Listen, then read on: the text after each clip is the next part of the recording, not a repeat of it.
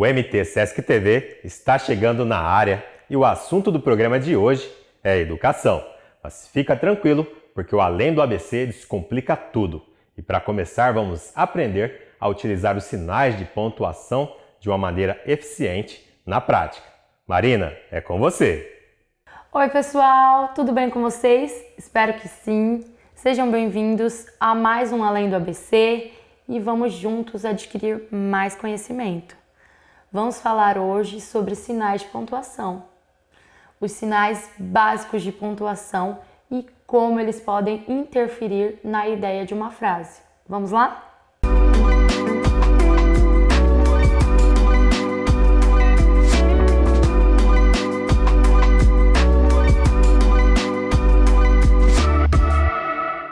Então, pessoal, hoje nós vamos falar sobre a importância do sinal de pontuação na aplicação de uma frase e no entendimento de uma ideia.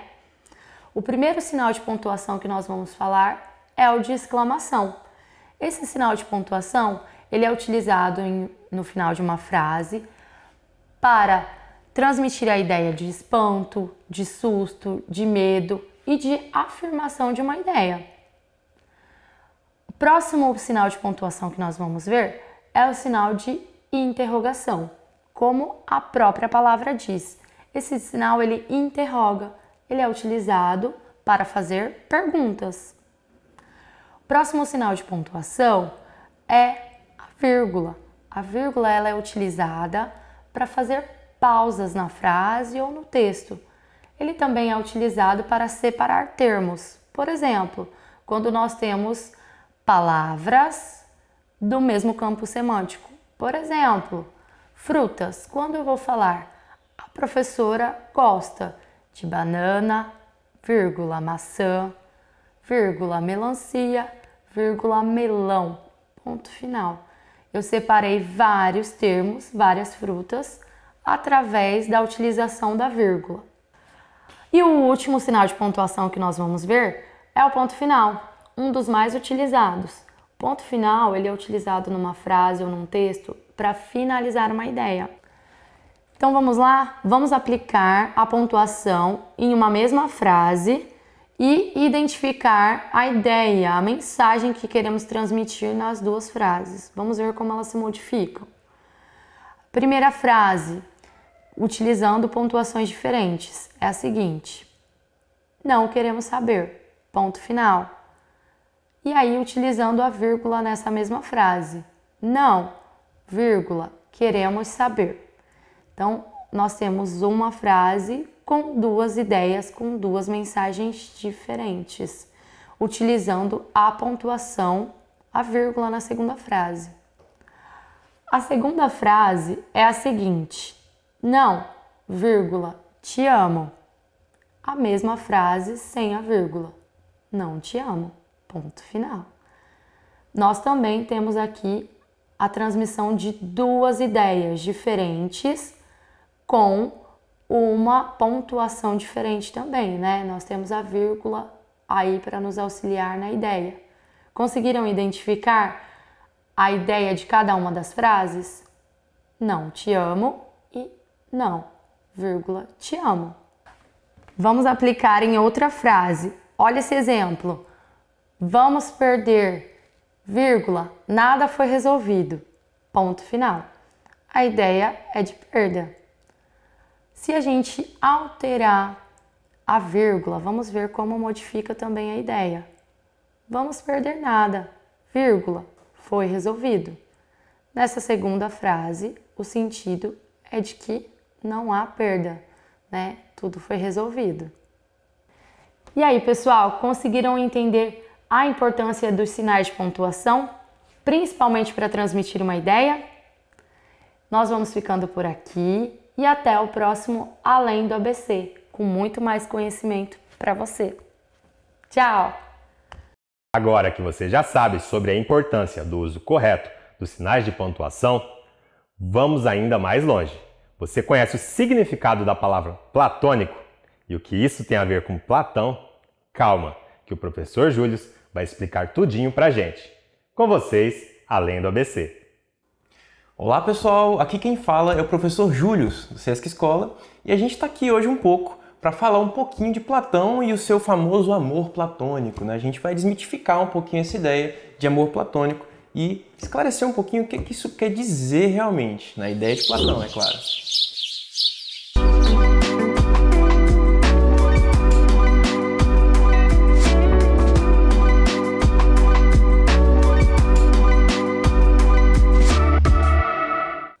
Bom, gente, então, quando a gente fala de amor platônico, a primeira coisa que vem na nossa mente é, às vezes, a gente tá lá pensando naquele crush que a gente tem, naquela pessoa tão amada que a gente olha assim, nossa, como seria incrível ter aquela pessoa ao nosso lado, né? Aí, normalmente, as pessoas dizem o seguinte, bom, isso aí que você tem é o amor platônico, né? Só que tem uma coisinha um pouquinho diferente aí, tá? Esse é o senso comum, essa é a ideia que se tem em senso comum sobre o amor platônico. Porém, o que Platão realmente queria dizer quando ele falava de amor, né? Quando Platão falava de amor, ele era um pouco mais amplo do que essa ideia. O que seria amor para Platão, então, e amor mais ou menos na época dele lá? Bom, quando Platão falava de amor, a primeira coisa que a gente tem que ter em mente é que não existia essa palavra que a gente tem. Aliás, nem existia o português ainda, né? Não existia a nossa língua. Então, ele não falava a palavra amor, né? Ele falava a palavra eros. Essa palavra que muitos de vocês devem conhecer em muitos lugares por aí. Porém, essa palavrinha, né, eros, que quando ele dizia, ele se referia então ao amor. Mas aí você me pergunta, tá bom, professor, mas então se Platão se referia a amor utilizando essa palavra eros, então tá, mas o que é eros? Bom, quando Platão se referia ao eros, né, ao amor, como se fosse eros, ele estava se referindo ao desejo. Então, amor é desejo, tá, mas então, o que é desejo? O que então ele queria dizer com desejo? O desejo é nada mais a busca por aquilo que não se tem. Se você não tem, você ama aquilo. Tudo aquilo que não se tem, você ama aquilo. Por isso que no senso comum tem-se essa ideia de que o amor é sempre o crush. Aquele crush que você tem, você nunca vai conquistar, né? Porém, quando eu digo que ele vai muito mais além, né, quando ele fala isso, esse amor, ele quer... Quando ele se refere a coisas, ele se encaixa muito bem no nosso sistema, né? No nosso sistema do capitalismo, que busca as coisas, quer comprar, quer isso, quer aquilo, quero ali o meu videogame novo, aí eu vou lá, desejo ele, amo ele, tenho o meu videogame, jogo 2 semanas, abandono ele e vou procurar agora o meu novo console, o meu novo jogo, né? Então, o amor acaba a partir do momento em que você o tem. Só que aí quando a gente se refere a objetos, esse amor, ele se encaixa bem nessa ideia do amor platônico que a gente fala, né, o desejo e tudo mais. Mas quando a gente se refere a pessoas, né, quando a gente se refere a seres humanos, a coisa muda um pouco de figura. Por quê? Porque normalmente quando a gente pensa em alguém, quando a gente fala de alguém, a gente tem uma imagem, a gente constrói uma ideia do que é aquele ser. A partir do momento em que você o conquista, você descobre novas características que você não tinha como conhecer sem antes ter contato com essa pessoa. Então, a partir do momento em que você tem contato com essa pessoa, você descobre que tem muito mais a se descobrir, muito mais a se amar. Tem muito mais desejo que pode se ter sobre esse ser que você antes apenas almejava ter. Então, o amor se renova a partir do momento em que nós, seres humanos, somos um processo, né? E não um ponto final. A gente tem uma característica que é sempre estar em mudança, sempre estar em uma metamorfose, a gente está sempre se alterando. Sendo assim, o amor platônico ele persiste para seres humanos partindo do princípio que todo ser humano sempre é mutável, sempre está mudando. Então, o amor pela mudança, o amor pela conquista constante, afinal de contas, se para Platão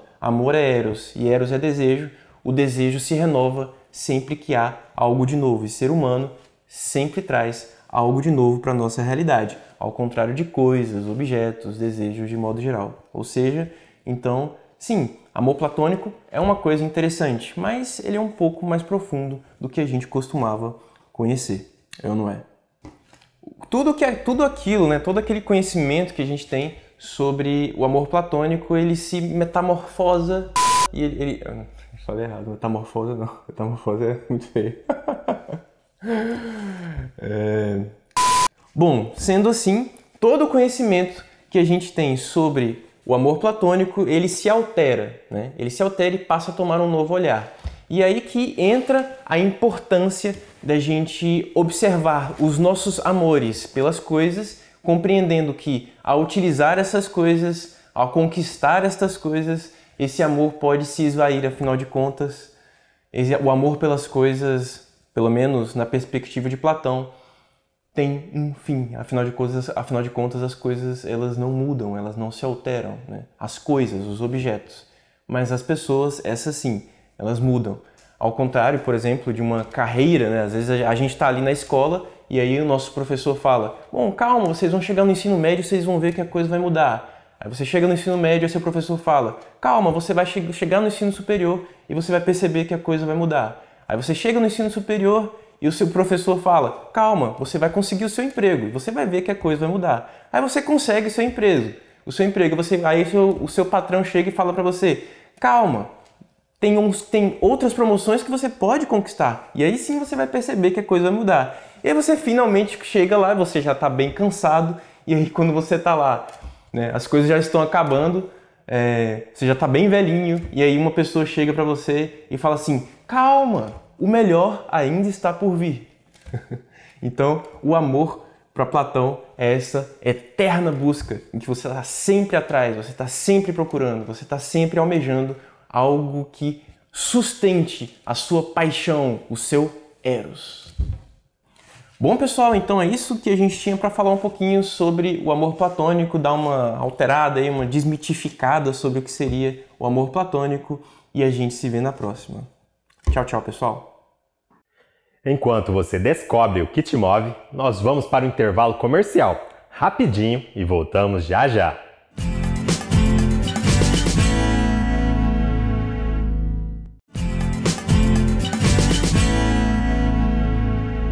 Voltamos com música. Você sabia que é possível compor canções utilizando poemas? Isso mesmo, você só vai precisar de uma ajudinha da internet e um pouco de ritmo. Então já se prepara que o Além do ABC vem aí.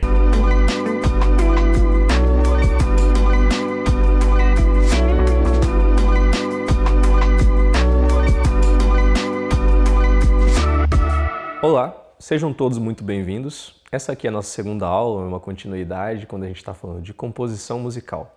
Eu sou o professor Sérgio, professor de música do Sesc Escola Cuiabá. E no assunto de hoje, em continuidade ao que a gente vem trabalhando, eu vou falar sobre composição musical novamente, porém agora eu vou estar utilizando, digamos que, música cantada com melodias, cantada com notas. Na aula anterior, nós trabalhamos sobre o rap, né? A gente estava cantando utilizando poemas, só que era muito mais falado ritmado. E desta vez, nós vamos utilizar algumas notas musicais que a gente vai estar criando aqui, utilizando novamente o nosso computador e também a internet. Então, vamos lá ao processo. Nós vamos pegar uma música sem direitos autorais, que está aqui no YouTube. Eu vou mostrar para vocês como encontrá-la. E depois nós vamos utilizar também algum poema que pode ser retirado da própria internet. Mas caso você queira, você também pode escrever um texto, pode escrever uma poesia, ou você pode pegar algum conto ou alguma coisa que sirva de forma de texto e depois você canta em cima dessa música pré-existente, no caso. Então, vamos lá. Primeira parte. Nós vamos entrar no YouTube. Vocês vão digitar no navegador de vocês YouTube. Na barra de pesquisa, vocês vão escrever backing track. Backing track é muito conhecido por guitarristas. Por quê? Tem uma técnica na guitarra que a gente trabalha improvisação, que é justamente você criar melodias, criar frases musicais utilizando coisas que você já conhece, improvisando novas músicas em cima desses sons. Então, são músicas que não têm voz e também não tem guitarra solo tocando. Então os guitarristas conhecem muito bem isso e nós agora, né, que vamos mexer com a parte de canto aqui um pouco, vamos utilizar esse som, essa música que os guitarristas conhecem tanto. Então você vai digitar backing track, vai estar lá muitas informações. O legal é que assim, tem muitas e a qualidade de gravação das pessoas que fizeram isso são muito boas, né? E eles estão aqui à nossa disposição. você pode escolher conforme o estilo. Na pesquisa rápida aqui, tem blues, tem soul music, tem algum tipo de groove, tem algum tipo de balada, tem rock and roll, tem algumas coisas acústicas. Então, você vai escolher de acordo com o seu estilo. Ah, quero fazer um blues. Então, você clica aqui no backing tracking de blues e vai ter esse estilo um pouco mais lento. Ah, quero um rock. Aí vai ter o rock. E o mais legal é que ele já te dá a tonalidade. Quer dizer o quê? A nota principal daquela música. No nosso caso, nós vamos clicar aqui e vamos usar um backing track que está no tom de Ré maior e ele é um blues rock. Então, um blues rock no tom de Ré vai ser a nossa música principal. E agora o nosso texto, eu vou pegar já o nosso conhecido poema, eu vou lá no Google, vou abrir aqui no meu navegador e vou escrever nele poema. E vou na imagem novamente e vou escolher alguns desses poemas aqui. Eu vou escolher um que eu gostei muito dele. O nome dele se chama Felicidade. Então, eu vou ler primeiro o poema para vocês. Felicidade. Não se acostume com o que não o faz feliz. Revolte-se quando julgar necessário. Alague seu coração de esperanças, mas não deixe que ele se afogue nelas. Se achar que precisa voltar, volte. Se perceber que precisa seguir, siga. Se estiver tudo errado, comece novamente. Se estiver tudo certo, continue. Se sentir saudades, mate-a. Se perder um amor, não se perca. Se o achar, segure-o. Então, este é o nosso poema. Eu gostei dele porque ele tem poucas rimas e é interessante trabalhar com música que tem quase nada de rima no final da frase. Isso é um desafio a mais. Então, nós vamos lá ao nosso processo. Primeiro eu vou soltar a música para eu poder sentir e pegar mais ou menos a ideia dela. Eu vou estar ouvindo aqui um pouco junto com vocês essa música, vou entender o ritmo dela, vou tentar pegar o tom aqui na minha voz e depois eu vou pegar esse poema e vou tentar cantar em cima. Lembrando, como você está criando, é normal ter uma desafinação, é normal errar algumas melodias, porque você está no processo de criação. Então, durante o processo, é natural que haja esses tipos de erros, e é uma coisa totalmente normal. Então, não tenha medo, teste mesmo, cante, teste numa outra tonalidade, peça para uma outra pessoa cantar e ouvir. E uma dica importante, depois que você criar ou durante o processo, grave você mesmo cantando, porque a gente pode esquecer muito fácil. Você cria uma melodia legal e você não gravou. Aí outro dia você vai tentar lembrar daquela melodia, é meio difícil. Então assim, não confie 100% na sua memória, tá? Sempre grave você cantando, seja em filmagem ou seja somente áudio, utilizando seu smartphone ou qualquer outro gravador que você tenha à disposição. Então vamos lá, vamos ouvir a música aqui. Vou colocar ela aqui do começo, vou ouvir um pouquinho para eu poder entender mais ou menos o ritmo dela e depois vamos testar e inventar melodias com este poema. Então, soltei. Então, ó, no início já dá para sentir que ela é um rockinho, né? Um rock bem bacana.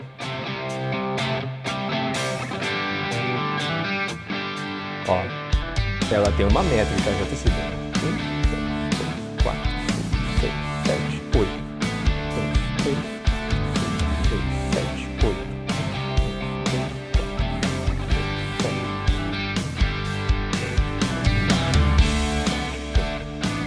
Então, ó, como vocês estão ouvindo aí comigo, ela tem 2 oitavos tempos e depois ela muda de acordes, né? Ela fica um pouquinho diferente.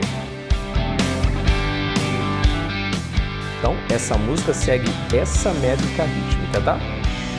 Pode ser tanto, digamos que 2 de 8 tempos, dando 16, quanto 4 de 4 tempos, que também daria 16 no caso. Isso. E como vocês perceberam, teve uma partezinha que mudou. Digamos que esse seja o refrão da música, tá? Então, vamos lá, vou fazer o seguinte, eu vou soltar do início. Lembrando, nós estamos compondo, nós estamos criando. Então é natural trocar a melodia, assumir, digamos que subir ali a afinação, descer a afinação, mudar a tonalidade. A gente está testando, é o processo composicional, tá? Então vamos lá, vou soltar a música do começo, vou abrir aqui o poema. Digamos que eu vou dar uma introduçãozinha para a música começar e eu vou cantar depois no segundo tempo. Então soltei a música. Na hora que a bateria entrar, eu vou começar a cantar.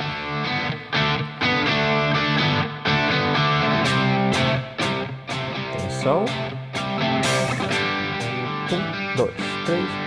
Não se acostume com o que não faz feliz. Revolte-se quando julgar necessário. Alargue seu coração de esperanças, mas não deixe que ele se afogue nelas. Digamos que vai pro refrão. Se achar necessário que precisa voltar, então volte. Se perceber que precisa seguir, siga. Se tiver tudo errado, comece novamente. Mas se estiver tudo certo, continue.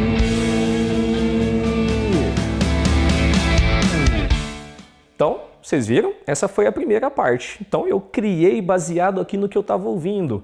Ah, eu errei ali uma partezinha e não gostei de tal parte. O que você faz? Faz de novo. Ah, eu acho que o refrão ficou legal aquela parte que lá que estava fazendo a melodia. Se achar que precisa voltar, então volte. Poxa, legal, mas eu acho que pode ser um pouquinho diferente. Se achar que precisa voltar, então volte. Não tem o porquê de você não mudar. Ah, eu gostei melhor assim, acho que ficou mais bonito descendo para o grave. Ou então vou fazer mais agudo. Se achar que precisa voltar, então volte. Pode fazer. Lembrando, é sua composição. Você pode mexer nela até quando você sentir que realmente chegou o ponto de eu falar assim, nossa, ficou muito legal, essa é a música. Mas lembrando, grave. Então, vou fazer aqui uma última vez, vou tentar trocar algumas ideias, vou tentar subir o tom, vou tentar mexer ali, vou tentar mudar. Lembrando, teste, faça, experimente. Mas, professor Sérgio, eu não canto. Como que eu posso fazer? Tente. Abra sua boca, ouça a guitarra, tente cantar aquelas notas musicais, tenta emitir esse som que você está ouvindo. Ah, mas eu tenho vergonha. Ok, entra lá no teu quarto, né? Fica sozinho e canta para você mesmo. Vai se gravando, vai se ouvindo. Aí quando você se sentir confiante, nossa, acho que tá legal. Mostre para alguém da sua família, mostre para algum dos seus amigos. Então, é importante lembrar o seguinte, pessoal, a música é algo universal, tá? Todos podem participar, todos podem cantar, todos podem tocar, todos podem fazer música, tá? A música é para todos. Então, vamos novamente, vou colocar aqui desde o início. Lembrando que eu vou deixar aquela introdução e depois, na hora que a bateria entrar, eu vou começar a cantar. Talvez eu vou testar fazer alguma coisa diferente. Então, vamos lá. Começou.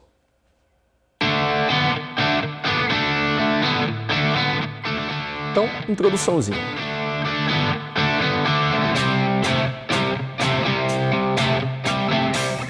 Vou começar. 1, 2, 3. Não se acostume com o que não te faz feliz. Revolte-se quando julgar necessário.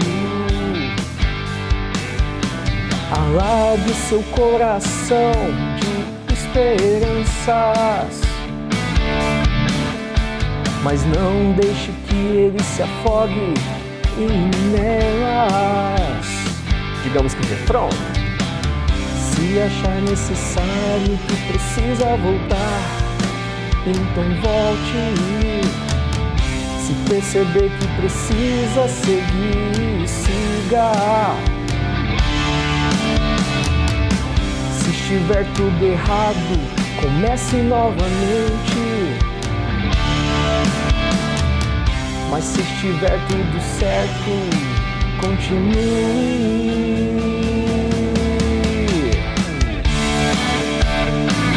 Beleza. Então, essa foi a minha música, tá? Lembrando, eu peguei um poema, coloquei em cima de um backing tracking que é blues rock, tá no tom de ré, e aí eu fui testando, improvisando, mexi ali, mudei aqui, cantei mais agudo aqui, cantei mais grave. Acho que essa aqui não ficou legal, então eu vou fazer diferente, tá? Então, teste, cante, crie as suas composições e depois, se possível, compartilhe com a gente. Então, a aula fica por aqui. Espero que todos tenham gostado, tenham um ótimo estudo musical e componham, criem músicas. Até mais. O programa de hoje está chegando ao fim, mas vou te contar um segredo. A nossa programação continua nas redes sociais. Isso mesmo, acesse @SescMT e continue com a gente. Tchau, tchau!